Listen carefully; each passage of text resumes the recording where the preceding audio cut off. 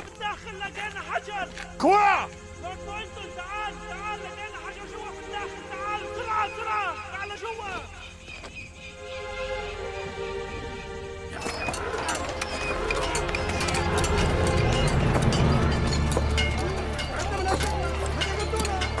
تعبنا خيي شو بدك تعمل؟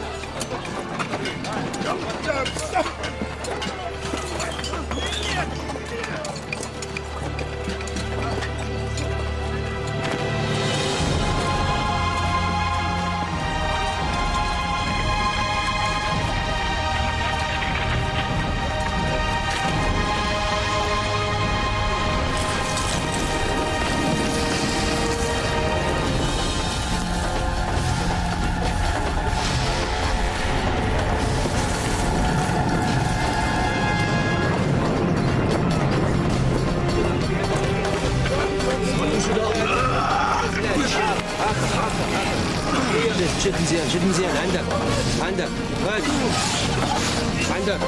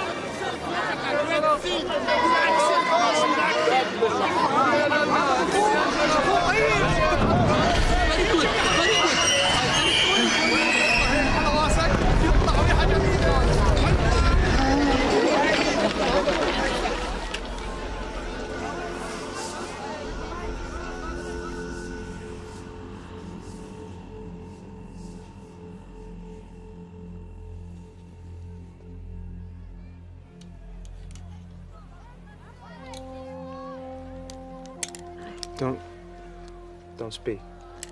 Why not? You got sunstroke. You need to just stay where you are. Be quite still.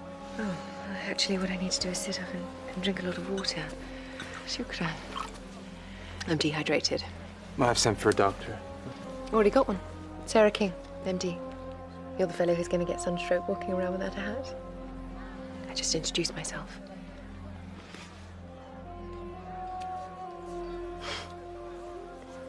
Raymond. And my mother needs me. Well, if you can't introduce yourself, perhaps you might introduce me to your mother? Unlikely.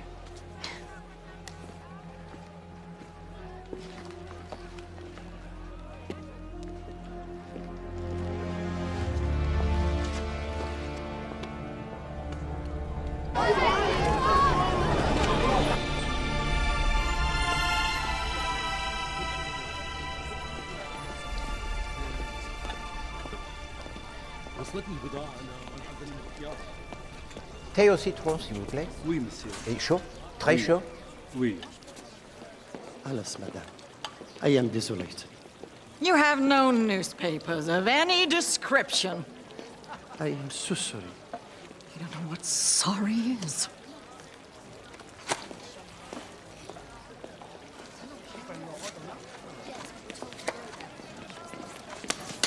That's sure you're double-distilled blighter. Colonel Cabaret, mon vieux. Poirot. All these years traveling, you think I'd be used to creeper crawlers by now. Not a bit of it. I did not know that you were the enthusiast for l'Antiquité. For what, old boy? No, but you have come also for the exploration of Lord Bojton? Ah, no. Passing through. Vraiment? And to where do you pass, Colonel? Here and there. You know, here and then, you know. There. Or thereabouts. Absolutely.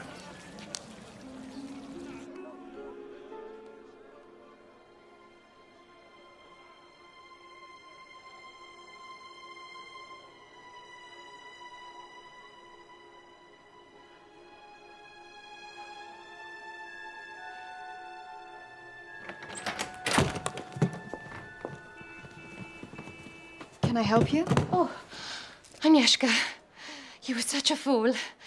I am looking for number 9. Oh, this is 6.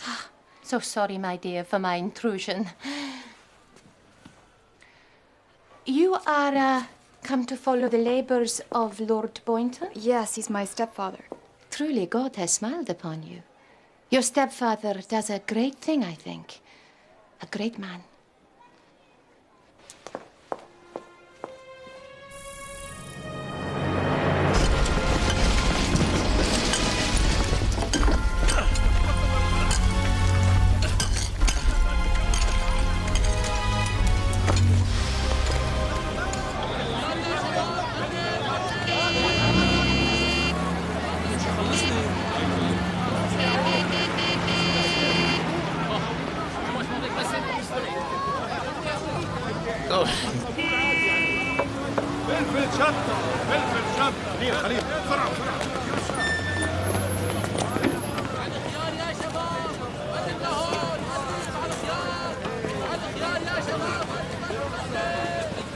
I may remain assured of your very best services. Thank you very much. Americans do know how to arrive, huh? Silly little مستر شو هذا اعطيني فلوس بليز. شو هذا باش تدخل عند ابوك انا. Do you know who I am? مو شغلتي بدك بايفر. I am the son of Lord Bojton. Son of Lord you pay. Please. Thank you, sir. نصاب. Bloody shambles. Typical. If you...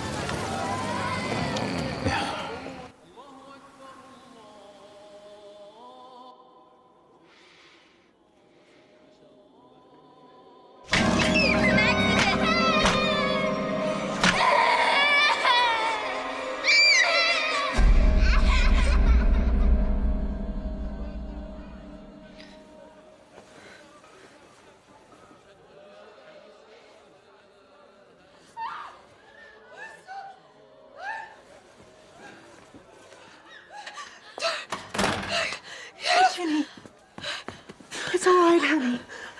It's all right now. I was being drowned.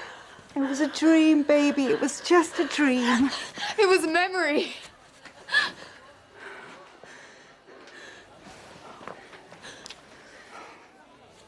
I can't go on like this.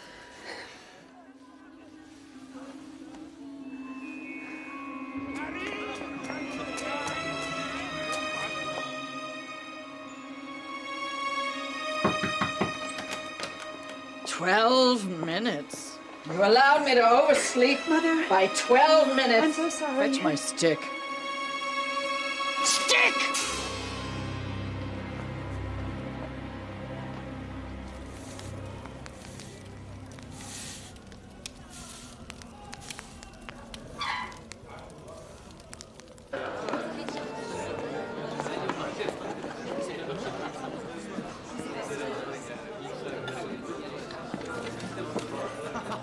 Ah, excellent. There you are. It's Leonard Bojton, your stepson. How good of you to come, Mr. Bojton. Carol, my vitamins. Now, Mother? Clearly. Ginny, you look like you're suffering from consumption. It's drawing attention to yourself in the most unattractive way. Go to your room and apply color. Raymond, don't sit there, sit here. Nanny, go somewhere else. You look tired, dear.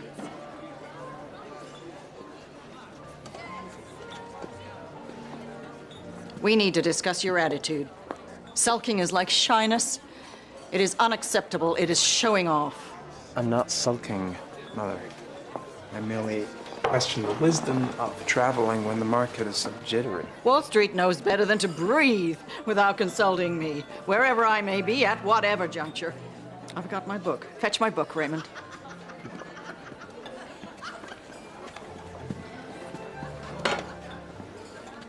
You think they're a rum crew? Wait till you meet the archaeologist's husband.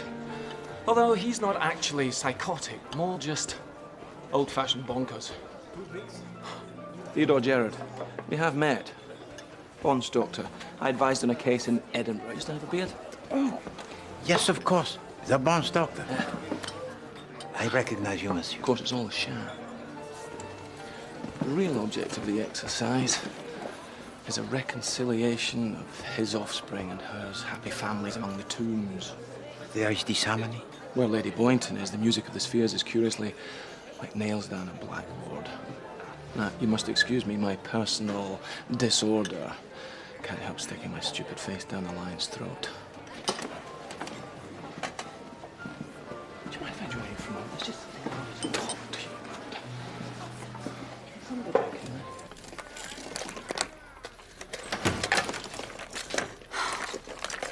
I can't find these wretched pills. Oh, God, Raymond. She has them. What? She has them already. They're in her bag. The book she sent me to find, she didn't even bring to Syria. Carol, we know these games. One day, Raymond, I swear to God. I know. No, I will take a hammer, and I swear. Maybe we should talk about that. Don't joke with me, Freddy. I'm your brother. I never joke.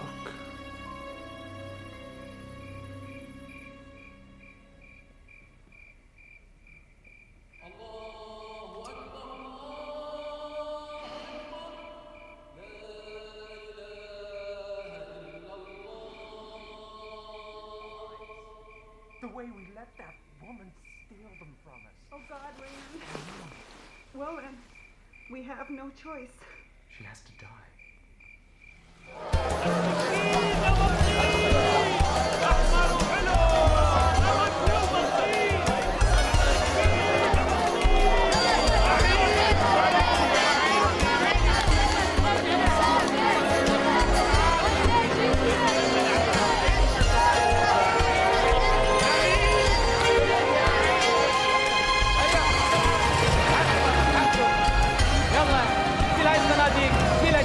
شيله دير بالك عليه دير بالك هري اب هري بسرعه بسرعه فوق صعد الهل فوق بسرعه يلا now we're going now please please حسوا يلا يلا yes sir please please please take the book please this way okay okay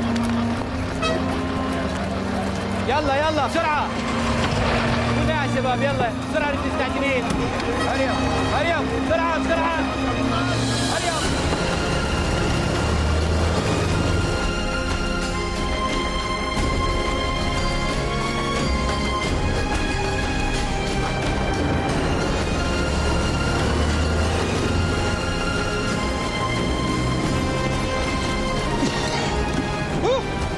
Looks like Lord Bojton's expedition's created quite a stir. So apart from the family on a three-line whip, Dr. King joins us, I suspect, because she stuck a pin in a map of the world. Mr. Jefferson Cope may actually be a little bit dull. He might possibly like old bits of bone and pot and whatnot.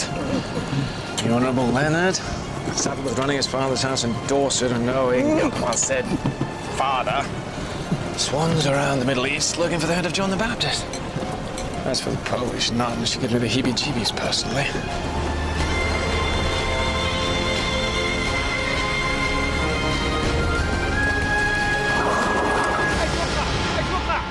ليش وقفتوا؟ ليش وقفتي؟ No problem, no problem. Don't be afraid, no problem. ماشيكم ليش وقفتوا؟ ليش وقفتوا؟ شو المشكلة؟ عبد الله محمد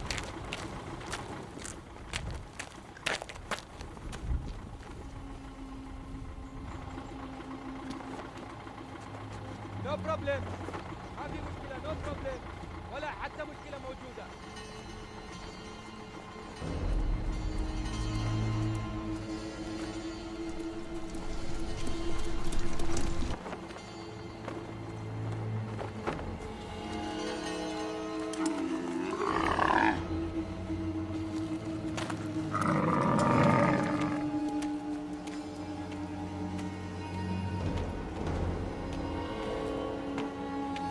What do we hear, I wonder?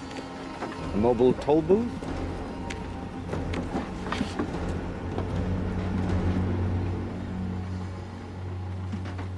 Dame Celia West home. Sorry to hold up the bus, everybody. Kemmel was on loan. I had to go back. Has Bojton made any significant progress? Does anybody know?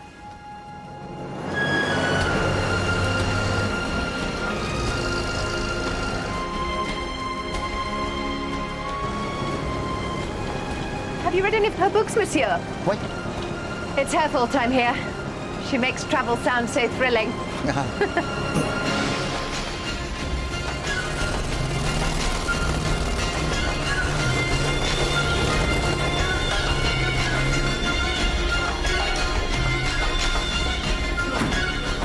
حركوا شباب حركوا نزلوا الاثنين حرك تحرك Welcome, welcome, welcome. Did you have a nice journey? I know, it's ghastly, isn't it? Hello, little blossoms. Hot showers and cold beer for everyone. Even you, Nanny, you raving old dipsomaniac. Leonard, dear boy. Father? Ah, my child bride. Dinner's in the pavilion at 8. Everyone's invited. Come along. Raymond. Utter bonanza of crippled personalities. I'd have paid extra for this.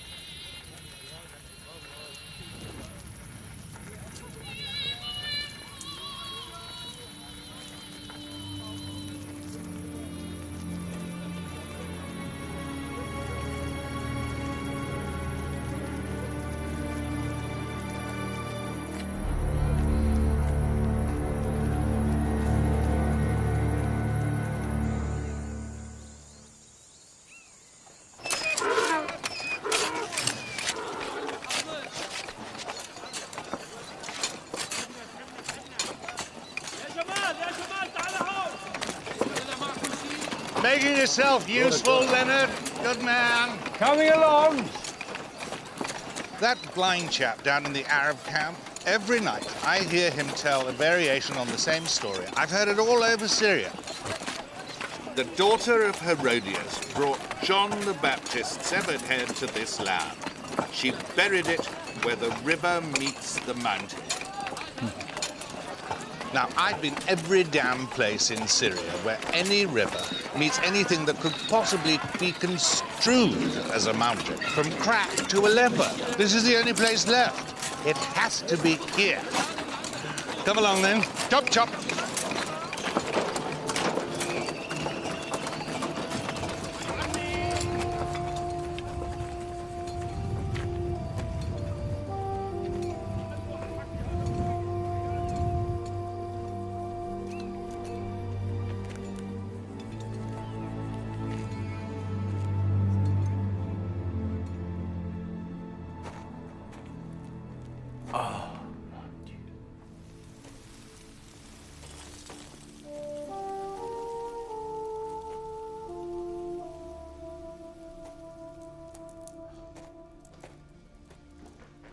These words, do they speak of John? No. It tells a different story. A man is sitting in a tavern in Damascus. He looks up from his wine and sees death staring at him across the room. He cries out, "But this cannot be my time." He flees Damascus. He rides his horse fast right across the desert to Samarra. When he arrives, he's thirsty. Standing before him at the well is death. You're nodding. I'm seeing death for the second time. The man, he cries out, "This cannot be. For I escaped you in Damascus." And death, he lays his hand upon the shoulder of the man and says, "I also was surprised to see you in Damascus.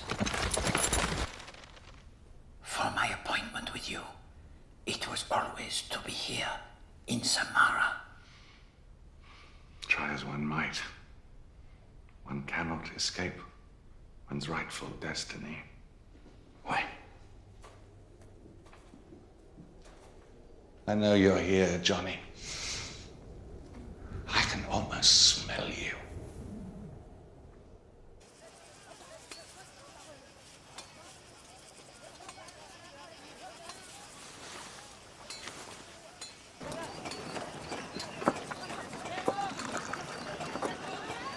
Sugar, Raymond? To put sugar in one's tea is indicative of weak character. Raymond doesn't take sugar.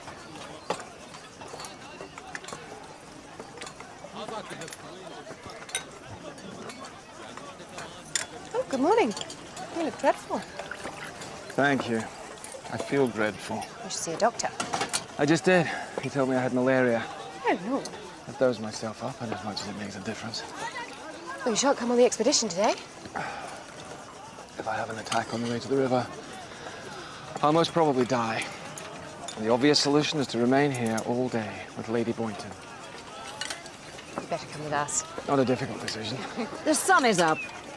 I shall spend today observing from the platform. Good idea, Poppet. Cracking view of the Casbah. You can keep a beady one on Leonard and myself. You assist with the digging, monsieur? Oh, I would assist with digging the drains if the alternative were enforced social intercourse with my father's ghastly 10-ton wife. You won't come down to the river, Lady Bojton? By all accounts, the vista of the Casbah is very fine. Did the boy bring my times yet? No, Mother. Dismiss him.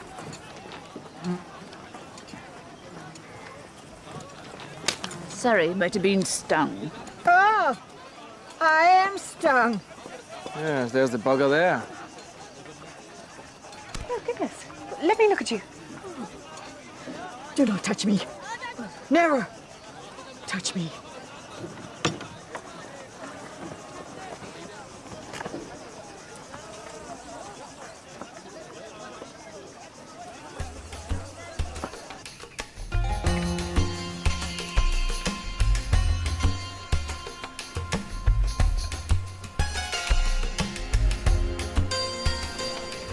You're always looking at me. Golly, am I? All the time.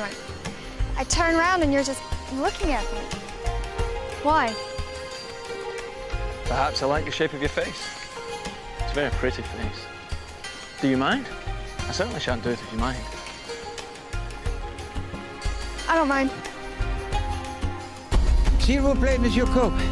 Do not allow Poirot to detain you. Oh, I'm in no hurry. The place has been there a few years. It's not going anywhere. You are acquainted with the family Bojton? One can't live in New York and fail to be acquainted with the Bojtons.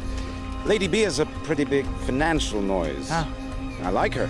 If I may say so, monsieur, it would appear that your amity is not reciprocated. Oh, she hates everybody. Everybody knows that. She just doesn't give a damn. I think it's quite stylish. Oh, you have the outlook most benevolent, monsieur. I'm easily pleased.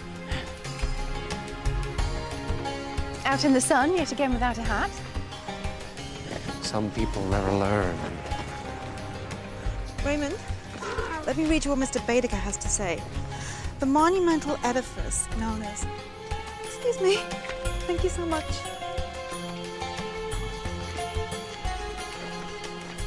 I thought that, free from the appalling mother, I might be permitted the smallest amount of anodyne conversation with Raymond.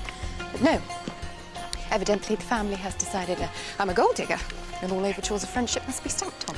Frankly, it's rather insulting. Well, I'm not having it. Ladies and gentlemen, Now we may rest. We are arrived. جيب الغراض هنا. حطها عندك. مثل الأكلات. God is good. God is glorious.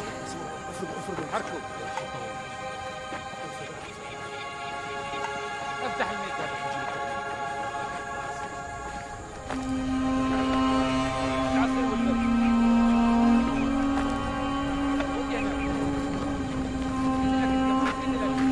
If you want my professional opinion, which you don't, but you should, so I'm going to give it to you anyway, your family would do well to hear what Herr Freud said to me at a conference last year. To be American is bad enough, he said, but to put money into that and... Okay, let me look at you. Yeah, I'll be fine. Mahmoud, this I'll be gentleman fine. needs to return to camp immediately. Get your hands off me, I'll be fine. Right, paws off me. Doctors, think you know everything? جيب كوباية مية. You don't have to اشرب مية. carry me. I want the extra shot. Jimmy! That's my name. Just need a drink.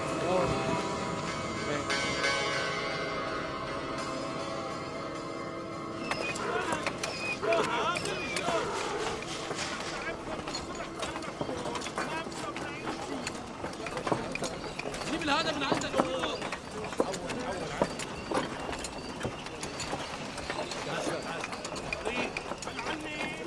I can hear the gears grinding in the old cerebellum.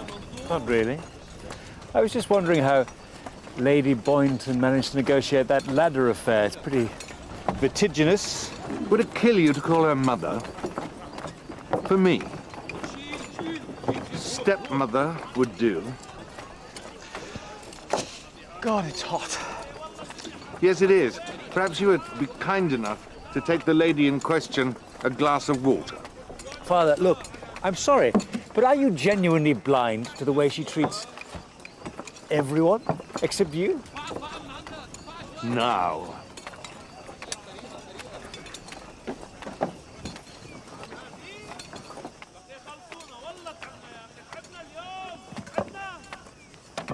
I say, would you like a drink? Can we get you anything at all? To drink? Like a bucket of strychnine?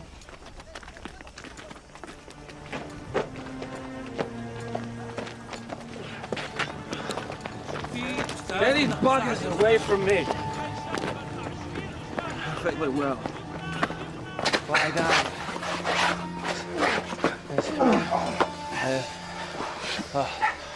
Doctor, what do we do? What was that? What did he say? He said bugger off. Oh, right you are. Can do. Not you. You stay.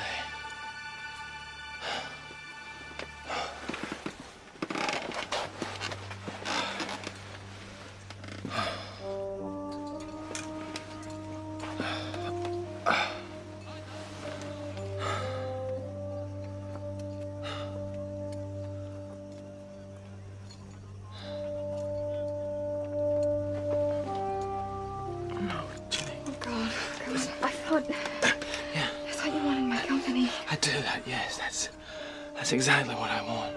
Listen to me. It's not you. It's not about the conquest. For me, denial is a very particular pleasure.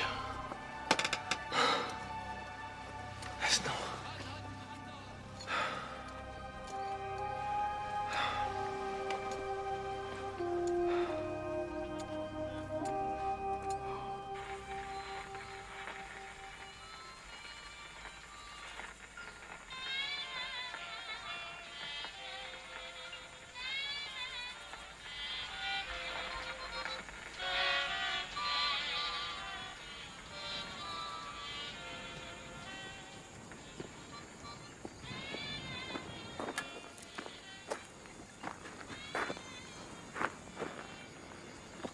People say travel broadens the mind, mainly because people like me insist on it in their books. But I have to say I doubt that it is true. On the contrary, I suspect travel narrows the mind. One becomes so blasé about the wonders of the world. The more I travel, the more clearly I understand it. All that ever matters is the people, not the places. Those Arabs telling stories over couscous in the camp, they fascinate me. This is pretty enough, but show me the humans every time. I don't much care for her. The way she hangs around the younger Bojton girl.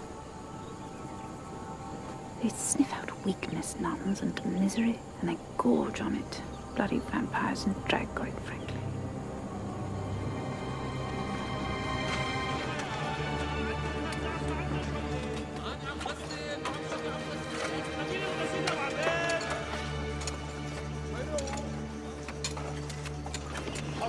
Poirot, how did you find the river? Oh, Good. We haven't turned up any glories yet, but we live in hope. Nil carborundum and all that.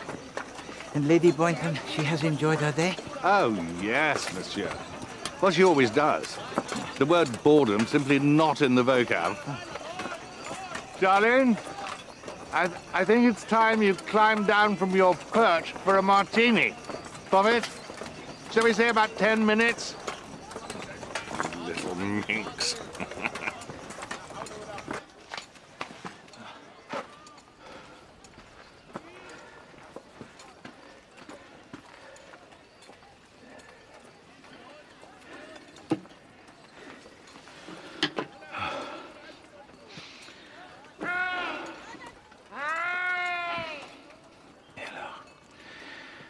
Ça commence.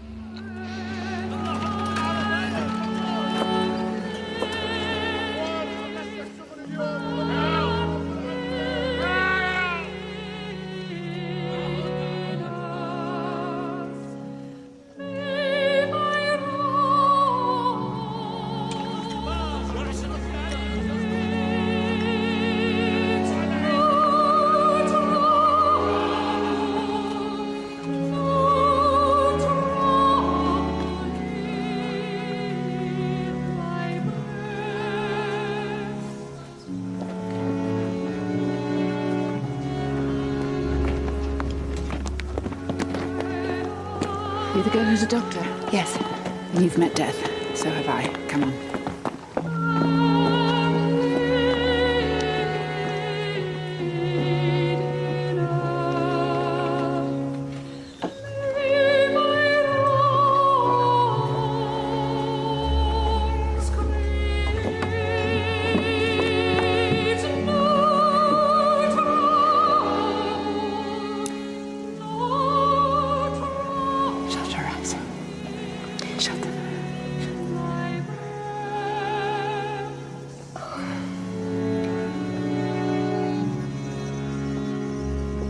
I'm afraid it's true. She's dead.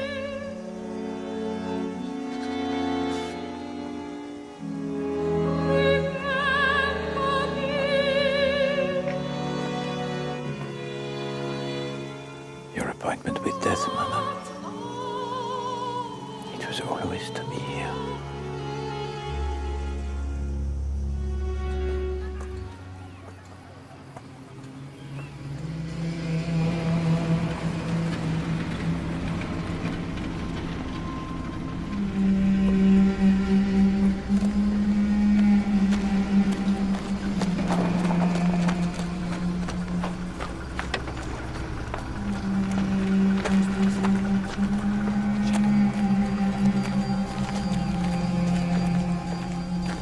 Maintenant, mon colonel, you are arrived. This is an event for which you were prepared, no? No, this is something else. Later. Show me the dead woman.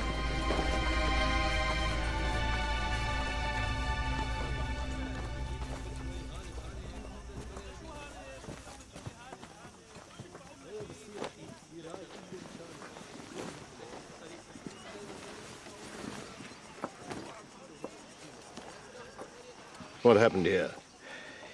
Excuse-moi, but you commissioned me to examine this case? I do. You two getting married or something? Mind if I have a gander at your patient, Doc? You recovered, Doctor? I'll manage. Juicy big hole where there shouldn't be one. Somebody stuck her. A knife. Ah, bigger than a knife. Fatter blade. A chisel? Chisel fits a bill. Whatever the implement, it was wielded with authority. It was one blow in, vigorously churned about to create maximum damage. She can't have been dead for more than an hour. Yes, I don't know why that should be there.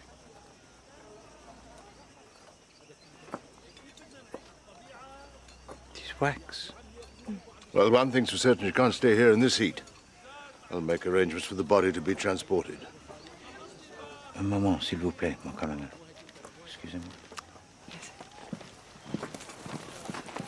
Already there is so much about this case that is wrong.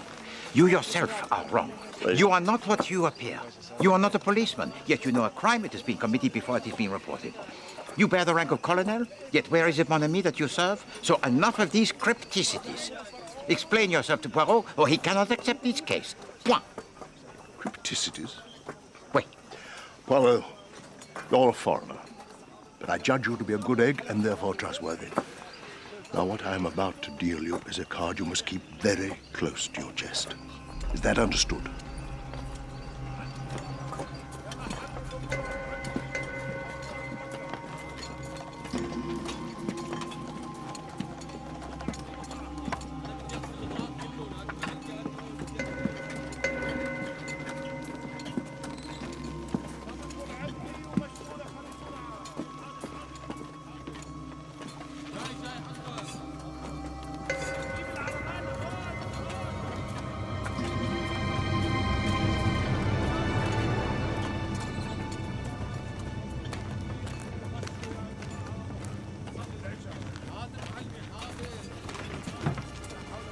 Continue with the digging, monsieur? I am given to understand it's what Lady Bojton would have wanted. You are, I think, please to forgive me, somewhere in this area this afternoon? Yes, Poirot, do you think you could postpone your interrogation of the obvious murder suspect so he can arrange some necessities for his distressed father? Thank you so much. Oh! I understand you're looking for a chisel, yes? Fill your boots.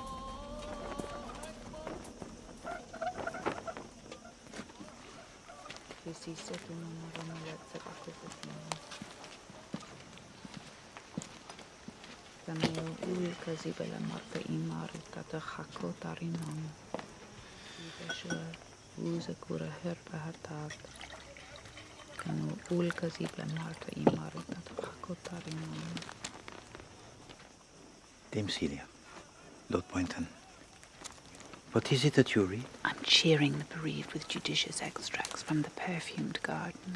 Are people saying that I killed my wife? No, no, monsieur. We are all united in our desire to comfort you. I was always glad that I was older than Leonora.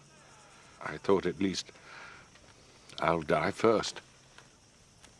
I won't have the agony of trying to live without her.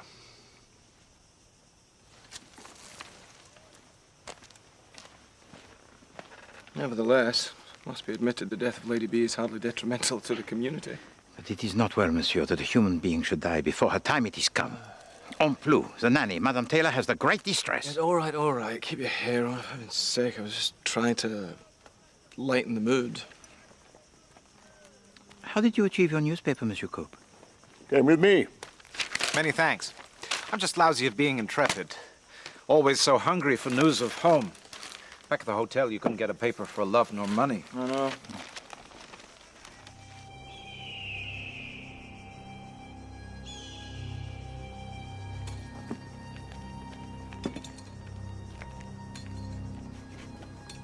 This may help you in times of stress. Mon colonel. Your men, when is it that they arrive? Midnight, I should think. Oh. Then you must have them search this area at dawn. The search most diligent, all around. Looking for what?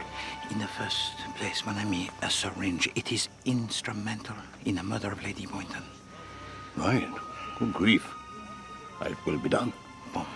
You see, mon ami, the voices of the little grey cells, they have begun to sing to Poirot.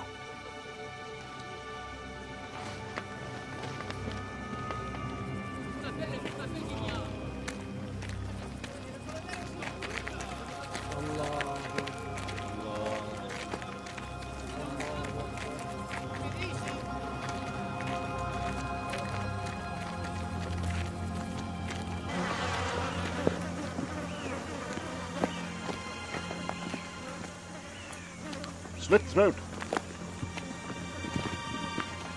Je comprends pas. It is not the custom you pay to waste life and the food in this manner. Barbarous.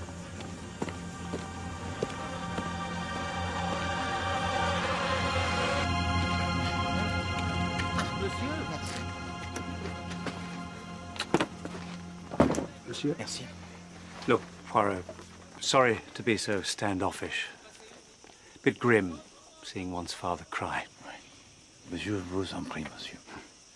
What do you want to know? I should like, monsieur, for you to tell me if you spoke to your stepmother yesterday afternoon, and if so, when? We spoke about 1 o'clock, hottest part of the day. Bon. She'd been perched up there like some evil great pudding ever since you lot set off. I say we spoke. I spoke. She ignored me. Nothing unusual about that. Can we get you anything at all? To drink? You know how it was. I mustn't disturb her when she was taking the sun, but God help you if you neglected to do so. Monsieur, we found this syringe. Ah. Where was this discovered? In the tent occupied by the old lady. The nanny. Merci.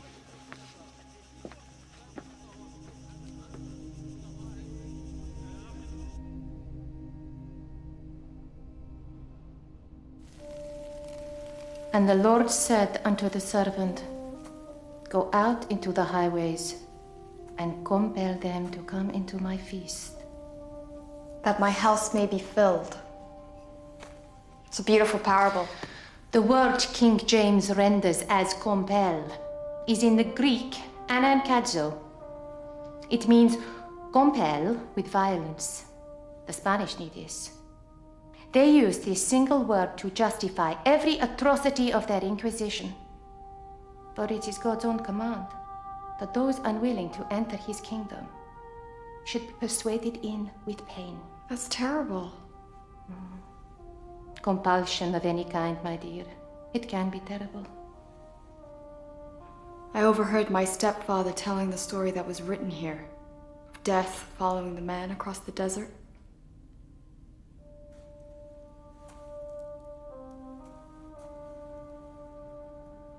Something has followed me here to this place. Something evil. God is here to guard you, Ginny. He lives in every grain of sand.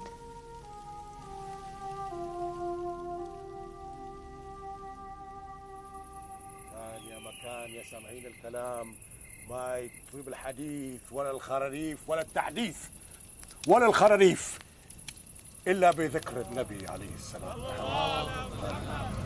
كان يا إخوان ما صار من الظهر وكان الخيال هارب من الموت اللي كان يحدد فيه. شاف هو ماشي يركض هارب.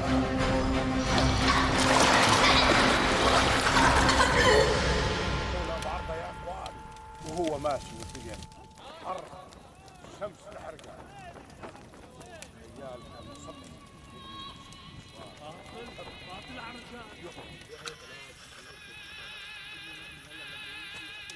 What is it now? Sorry, gentlemen. Sand in the grooves. Quite. Well, the Arabs are all accounted for. Why? In this case, it is most unsatisfactory.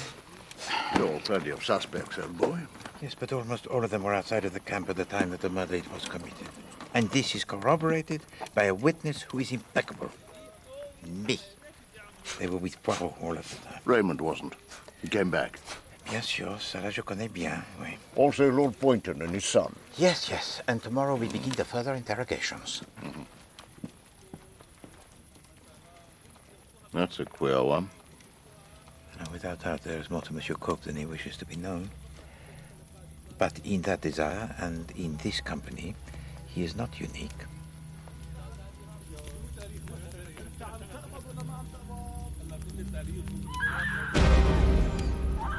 شو صار شباب؟ Here we are, quickly. Off in this direction. Where did it come from? There's all those gates down there. What the hell was that? I don't know. See anyone moving? No. واحدة مشكلة Where صارت did it هنا come وهي from? عم تبكي. شوقة. There's got to be something. Over there.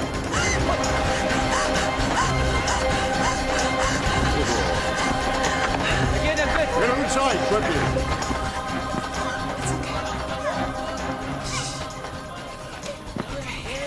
You men, الدم على اليسار. واحد يروح على اليمين. قولي الباب الرئيسية. وشوف إذا حد يروح هناك. إذا أكو أصوات. شوف واحد غريب وقته.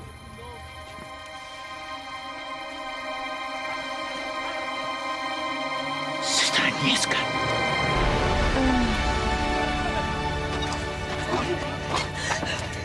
It's okay. It's okay. It's okay. Shh. It's okay.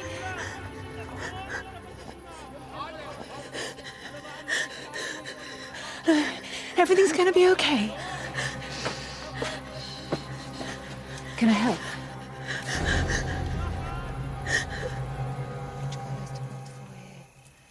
It's useful to know what she's trying to tell us. She's not trying to tell us anything. She's talking to God.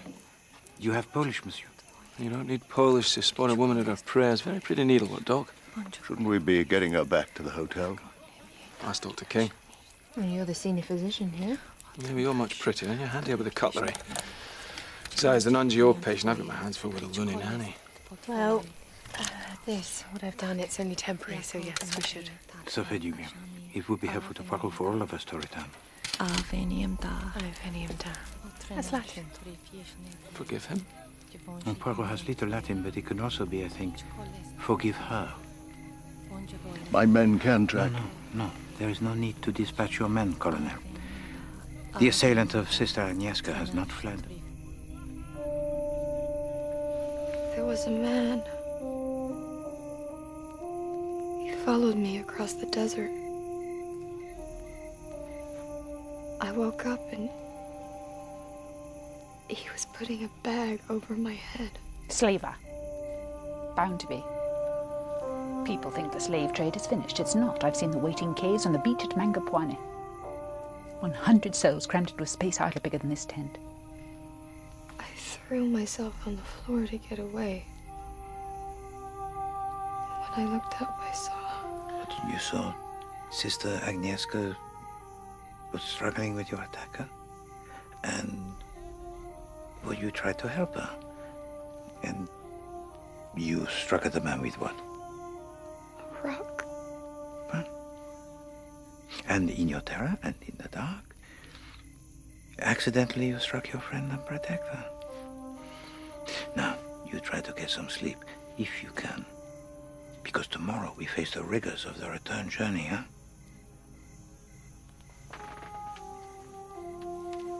Come close, Ginny. Let me tell you a story. This is the legend of Gilgamesh.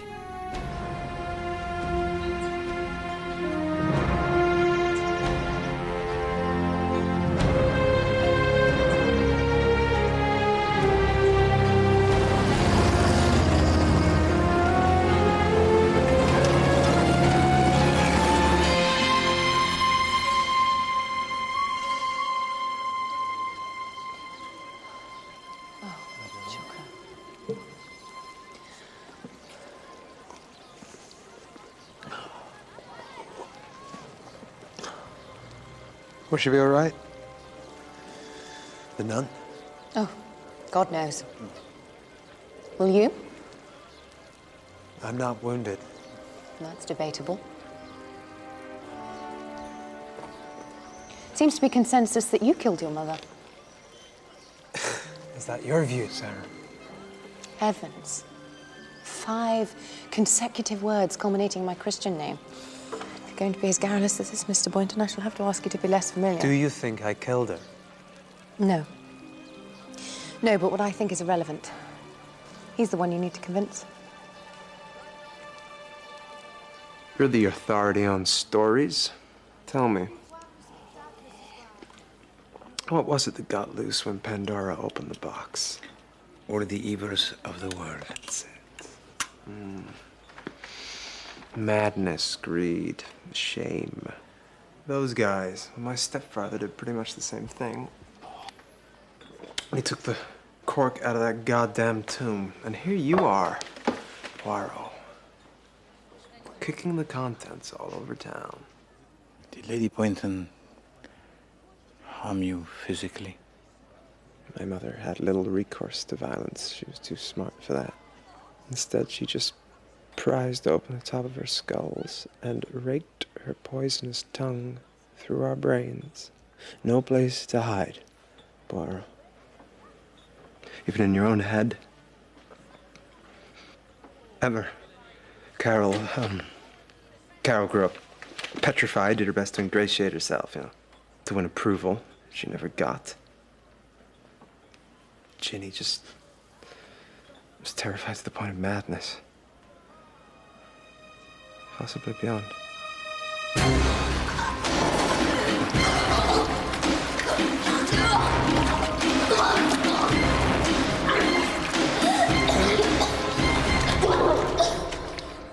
Did you murder your mother, monsieur? No, but only because I lacked the moral courage. She was a monster. Poirot, it was her pleasure always to watch us suffer. But why was she driven to be so cruel? Punishes, I guess. For what offense? For being someone else's kids.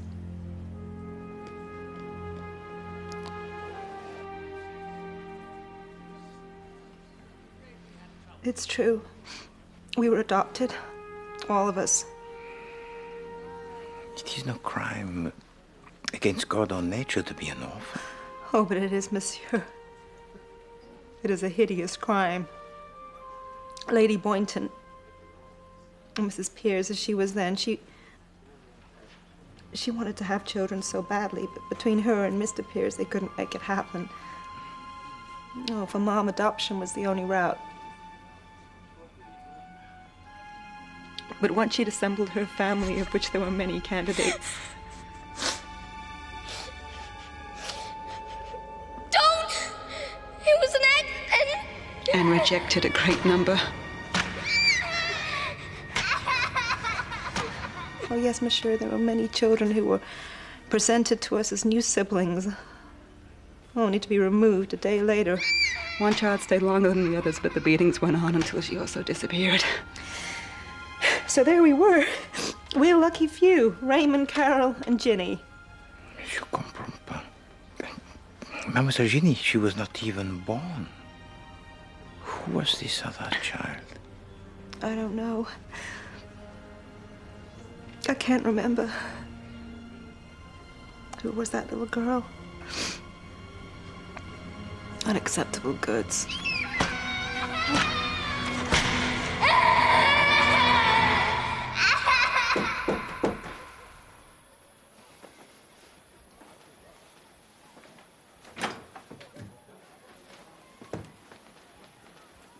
Merci.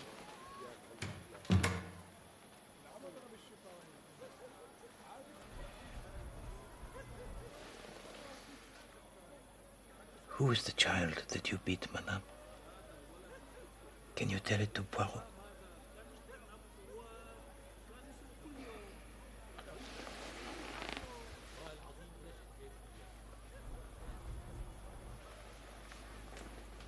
Ešli. Yes, Leslie. Can you tell to me about Leslie, madam? You had to beat her? She needed to be punished? I did what was required of me.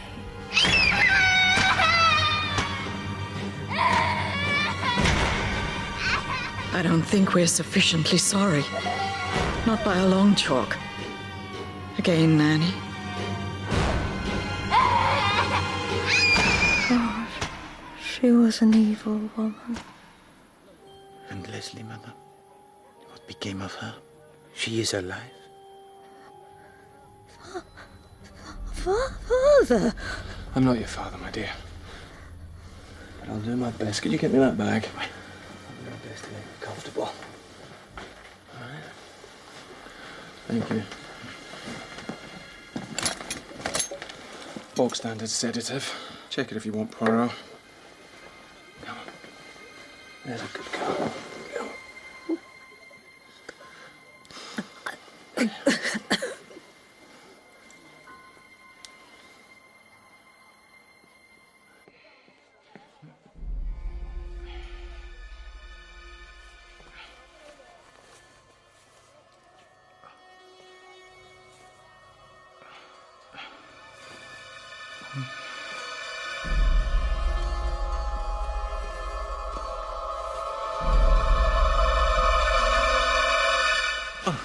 Monsieur Cope.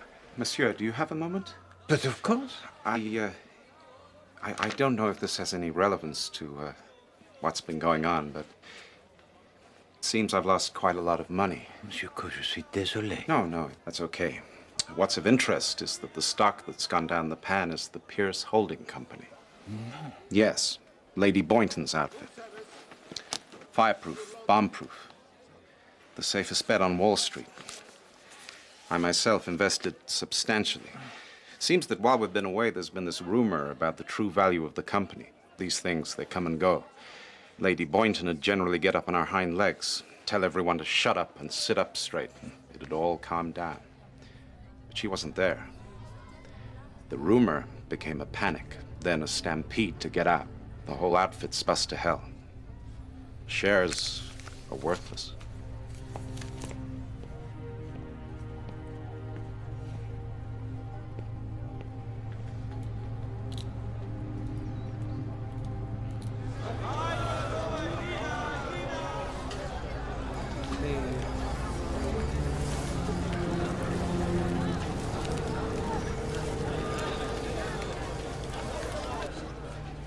Oh, God. Here comes that ghastly little Belgian, wringing his hands like the cowman come to collect his Christmas box. He's being respectful, Father. He's being a damn nuisance. Monsieur, come for a nightcap among the bereaved? No, merci, Lord Bojton, quand même.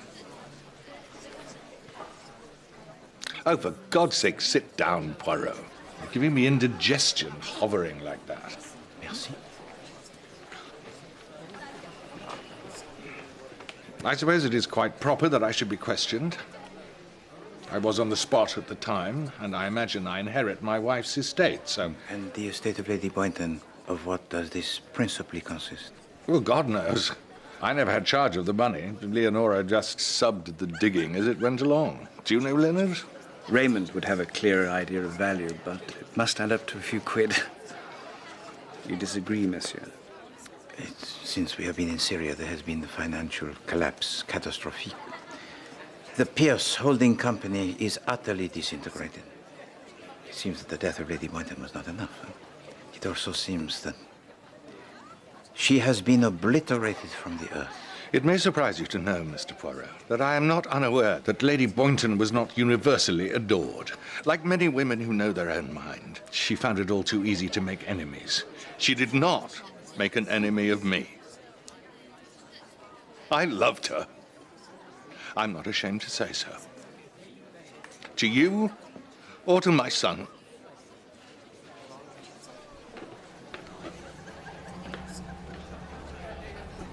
Was it necessary to air that observation in quite that way? The methods of Poirot, monsieur, cannot always be agréables.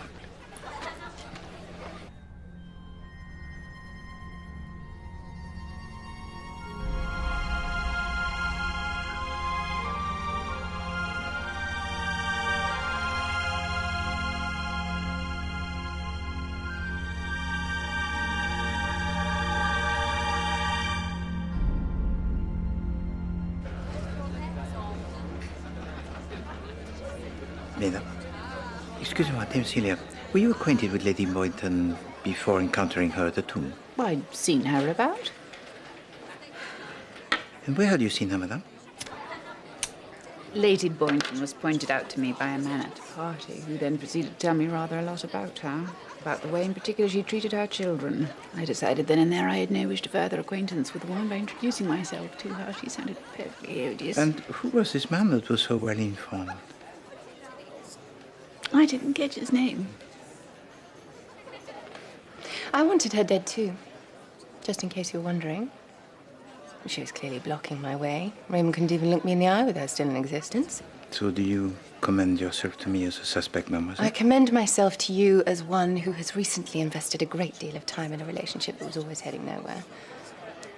I now know that when I find something I want, I must act to take it. Bravo. Sadly, all this resolution has taken your mind off the game. It's a little trick I learned the other day in Vienna. You see, just when you least expect it, the church comes storming back. Checkmate.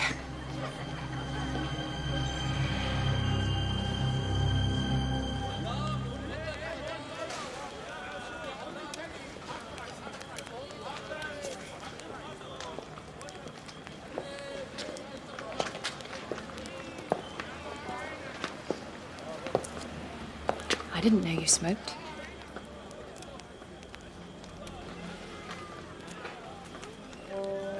I don't. I've given up.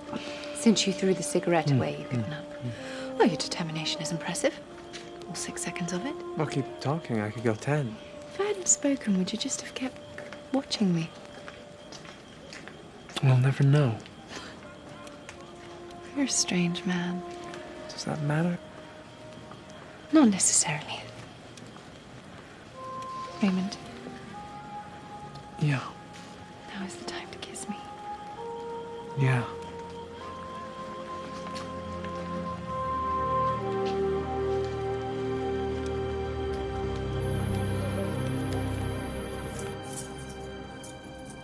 بقى شي بحد ميت هنا. Anybody in here who isn't dead?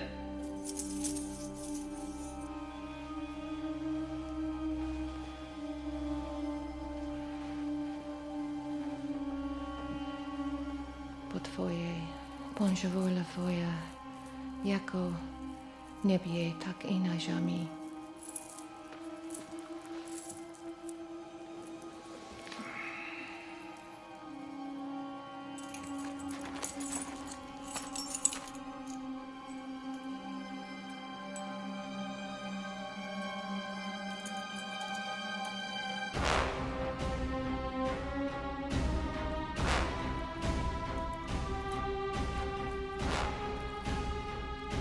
Tryfiesz niebie, gdzie wąży imię Twoje, prycz kolest po Twoje, bądź wola Twoja, jako w niebie, tak i na ziemi.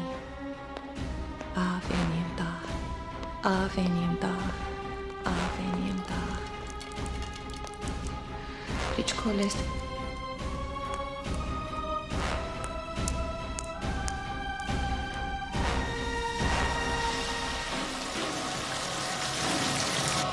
nasz, który wiesz niebie, że włączy imię Twoje, prycz królestwo Twoje, bądź wola Twoja, jako w niebie, tak i na ziemi.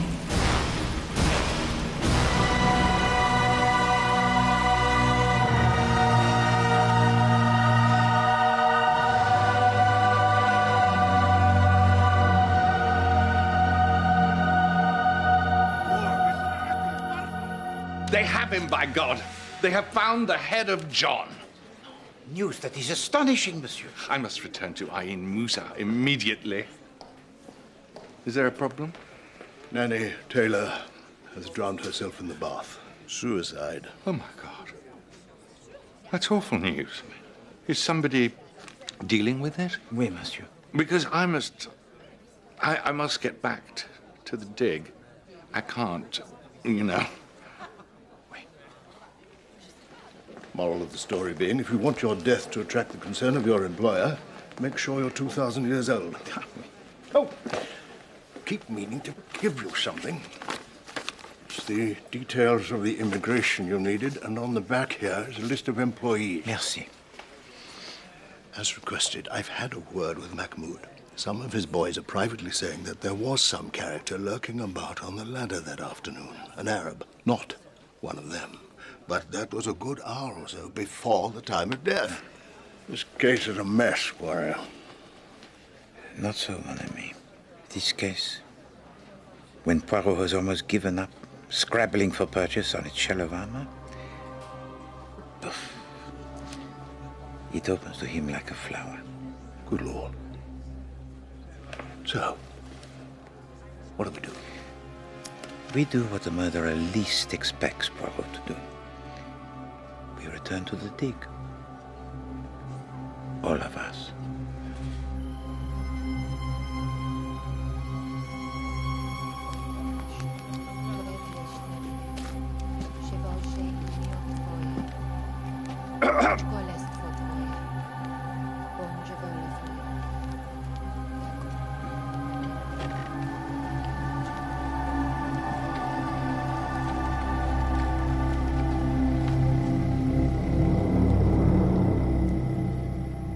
This case, mes amis, it is full of the red fish. Herrings, possibly? Merci.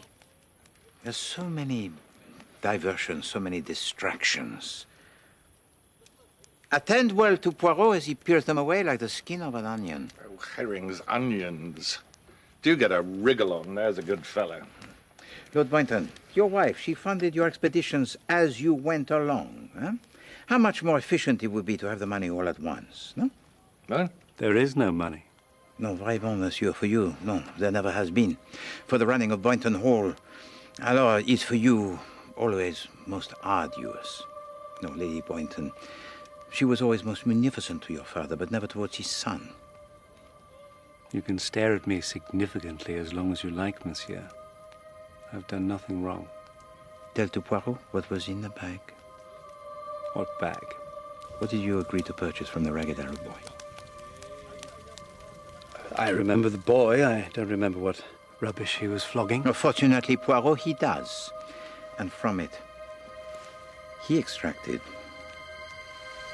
this.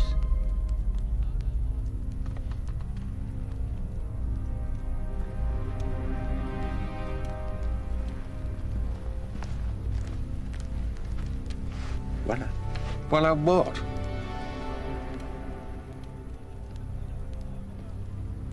Well, it's a tooth. D'être précis, it is a molar taken from the upper jaw of St. John. You will observe that it bears the traces of the filling of gold. For this skull, it was supposed to masquerade as the skull of Jean the Baptiste. But in fact, it is, as you say, Monsieur Leonard, rubbish. What the devil are you talking about, man? This wasn't purchased from a hawker and planted. This is untouched. This entire sample was exhumed a situ intacto. Forgive me, Poirot, but you're drivelling utter bilge. Pompous little bilge. My father has explained this object was discovered undisturbed. It's a perfect fit.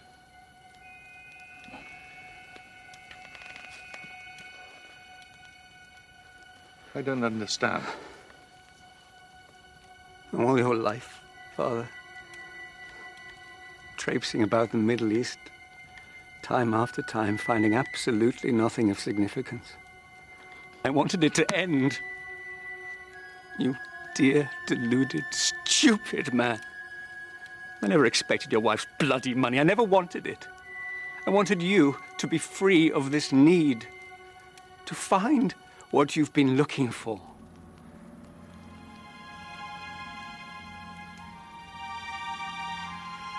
Do you mind if I step out for a while? I'll come with you. No. I simply wish to be alone for a moment. Is that permitted? Je vous en prie, monsieur.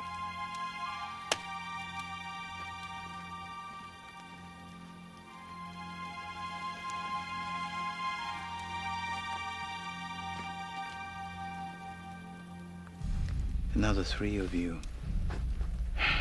The litany of cruelties you have endured. Huh? Well, the ceaseless humiliations. You multiply these incidents by hundreds and thousands, and the corrosion of the spirit, it is inevitable and insupportable.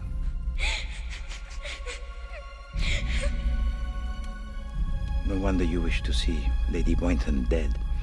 Indeed, Poirot, he overheard you, Mademoiselle Carroll, and you, Monsieur Raymond, whispering that your mother, she must die. And you, Dr. King, by your own admission, you also wish to see her dead. You are a woman who has wasted time and is decided and determined to waste no more. What do we know of you, Monsieur Cope? Me? Will you show to me your passport?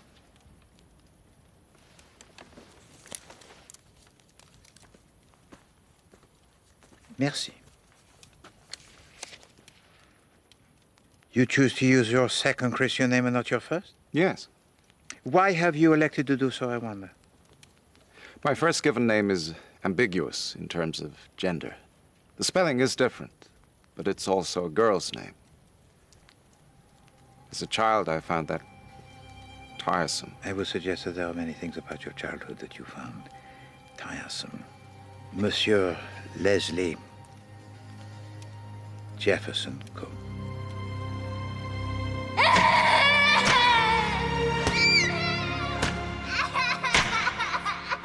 I don't think we're sufficiently sorry. The child that was thrashed so brutally on the orders of Lady Bojton was not a girl as misremembered by her daughter Carol, no. But a boy by the name of Leslie. If you know all that, you'll also know that I didn't kill her. Merely to deprive her of her life, monsieur, would afford for you satisfaction most scant. No. You wanted to make her life unbearable, to degrade her, to hurt the woman, as she hurt you. Lady Bojton was a person preoccupied with station and money, and you decided to strip her of them both.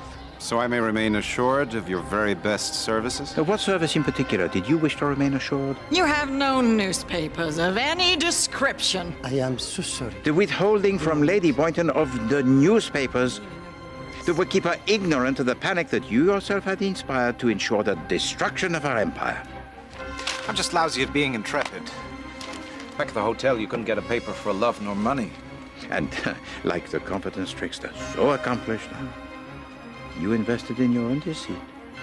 You wrote off thousands of dollars of your own savings merely to blow smoke in the face of Poirot. Oh, Monsieur Cope. It seems I've lost quite a lot of money.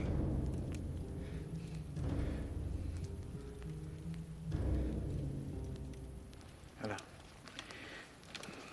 Poirot has one more red herring left to fry, and it is a fish most substantial. Le Colonel, mes amis, he is not a policeman, but is retained by the Foreign Office.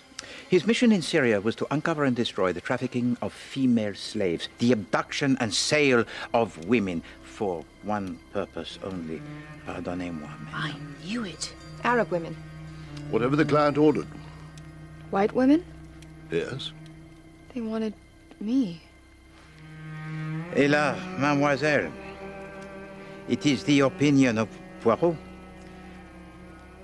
that there is a person who instructed his agent to search for a young lady who is Caucasian and resembled you exactement, with your skin that is pale and your hair that is red. Who is this agent, Poirot? Is he here amongst us now? Certainement. Mademoiselle Jenny, when you struck at your attacker that night, oh, you hit your target, It's okay. The woman who befriended you so assiduously, it was she who was smothering your face. Sister Agnieszka.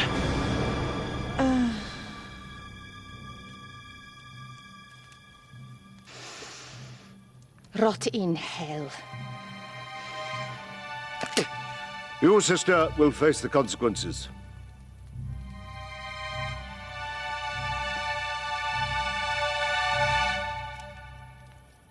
The key to the murder of Lady Bojton. It is not who, it is when.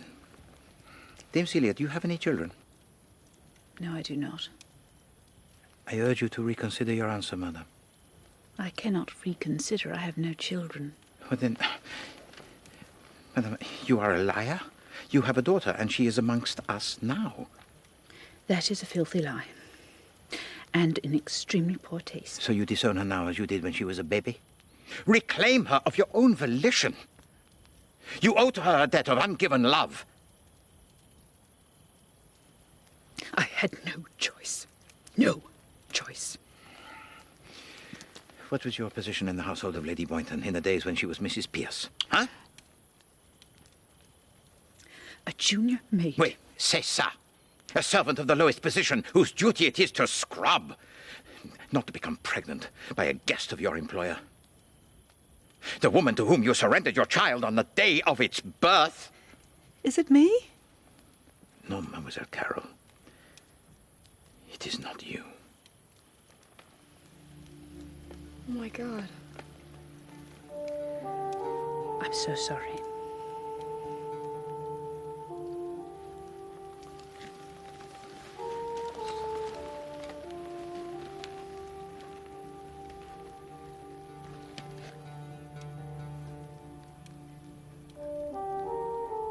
You gave birth to me and delivered me up to that bitch.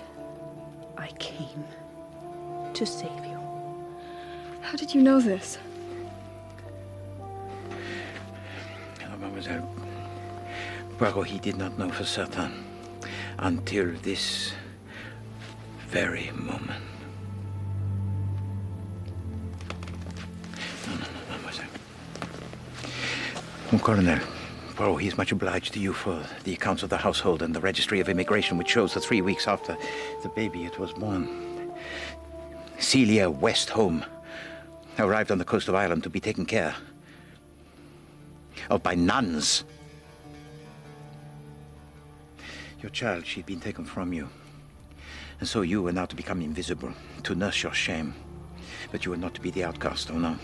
You were to recreate yourself as a free spirit, a writer, a traveler, a success. Babe Celia Westholme. And every time you thought of your daughter, you consoled yourself with the hope that she was happy, but she had not begun life afresh. She was not happy. She remained as a prisoner in the household of Lady Bojton. And your regret, it came flooding back to boil in your heart. Let me tell you a story. This is the legend of Gilgamesh. Gilgamesh was the most beautiful man in all creation.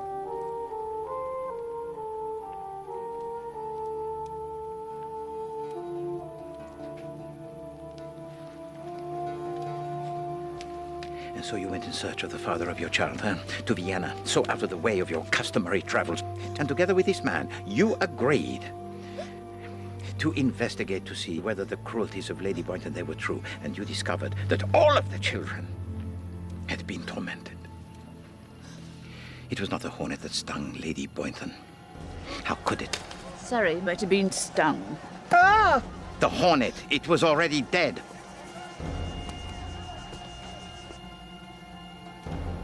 You stung her with this. Ah! Which you then returned to Dr. Gerard, who had prepared it for you. I am stung. He then cleaned it and discarded it in the tent of Nanny Taylor to implicate her. This is colossal.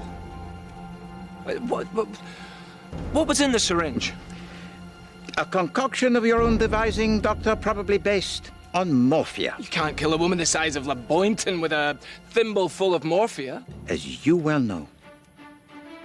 Doctor, you affect no little of the administering of drugs, where, en effet, you are the expert. You greet Poirot and ask him if he remembers you, from Edinburgh, the Bonds doctor, with a beard. Poirot, he remembers everything. For when you took the witness stand in Edinburgh to speak on the life of the mind, the clerk of the court, he read out your qualifications. And anesthesia, doctor, was your discipline long before psychiatry. No, of course, you cannot kill Lady Bojton with such a dose, but you can remove from her control of the nervous system. The power over her movement, the power over her speech. And Lady Bojton, who professed herself a lover of the sun, was now roasting to death and could say nothing. Ingenious, monsieur. And commendably grotesque. But Lady Bojton did not roast to death. She was stabbed. Oh, your prestidigitation with drugs, doctor, was not over yet. You injected yourself to simulate the symptoms of malaria. Symptoms so authentic that you fooled even Dr. King. I'll be fine. This gentleman needs to return to camp. Mademoiselle Ginny, she attended you. And how did you repay her for her kindness? By giving to her another sedative of your own invention to consolidate your alibi. Earlier you had killed a goat and trapped a quantity of its blood in a ball of wax. This object you secreted in the folds of the clothes of your victim, where in due course it would melt in the heat of the sun. One can never have enough sun, huh? You could have killed her then, but you wanted her to suffer for as long as possible. Speak up, dear. I can't help you if you don't speak up. You used the ball of wax to confuse the time of death. And it was this wax that Poirot he discovered on the dress of Lady Bojton and on the floorboards and the little piece of pottery beneath her chair. Wax which told to Poirot that there was an accomplice to the murder. Et puis, you waited patiently. The wax, it melted. The blood of the goat, it began to flow, suggesting to the naked eye that she had already been stabbed. And at last, the cry, it went up to tell the world that Lady Bojton was dead. But she was not dead. No, not yet. You're the girl who's a doctor? Yes. And you've met death. So have I. Come on. Only now was death to meet its victim. And in the sight of everyone, in the sight of Herkul Poaro himself. You, Dame Celia, murdered Lady Bojton with your own hands as prescribed by Dr. Gerard to quench your rage. It took but a few seconds, and even Dr. King was deceived into believing that Lady Bojton had died earlier that day. If you please to empty the contents of your handbag.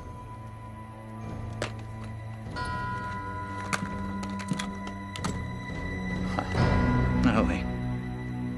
And Dr. Gerard, he encouraged Poirot to seek for the chisel, huh? Chisel fits the bill. Whereas the murder weapon, it was in your hand all of the day. Goodness. We did go to considerable trouble. One question. What makes you think any of this has any basis whatsoever in the truth? Nanny Taylor. Dear God! Did I kill her as well, or was she one of yours? You disordered her mind with a solution of mescaline so strong that the very speck of it made the head of Poirot to spin. You wanted to promote in her hallucinations, to make her susceptible to suggestion. You burdened her mind with so much shame and guilt that given the opportunity, you knew that she would do harm to herself. You know you can't go on. After everything that you did. Think what you helped her to do to little Ginny.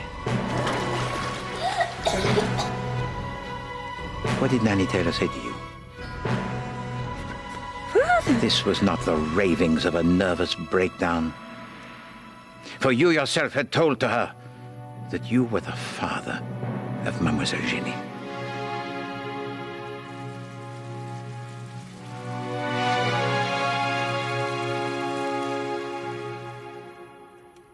Portrait of Mom and Dad. I really appreciate now why I declined your particular offer of affection.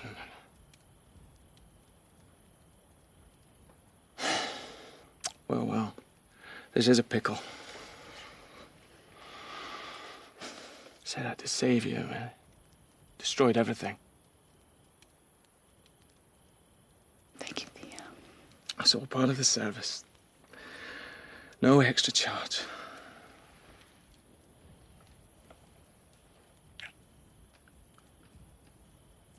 I never stopped loving you, you know.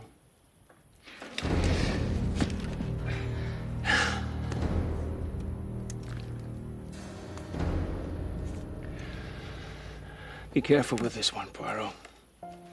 Digitalis. The action, as you'll appreciate, is irreversible. So sorry. We hoped it wouldn't come to this.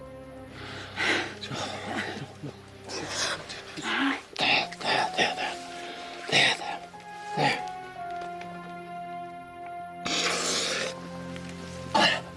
No, don't, Doctor. Look to the living. They pay their bills quicker, and they make better conversation.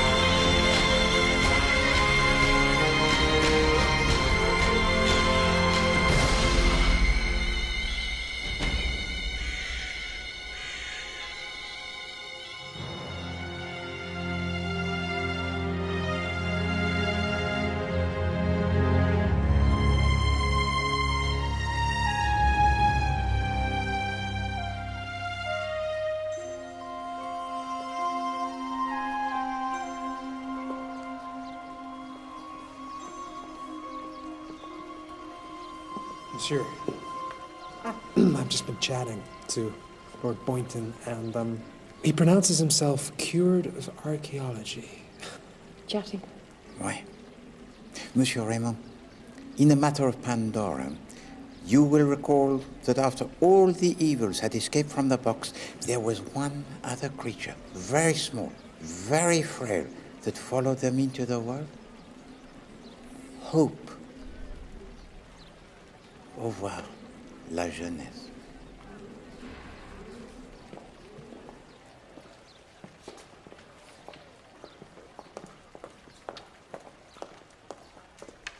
Monsieur Poirot. Mademoiselle.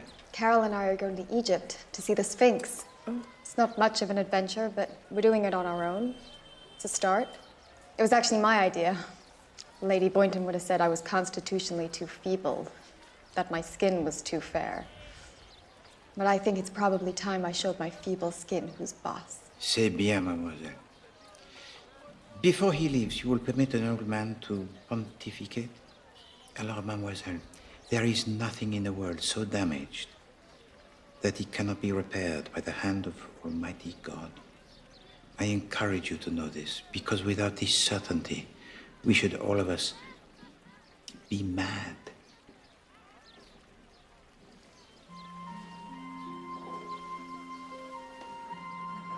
Je vous salue, mademoiselle.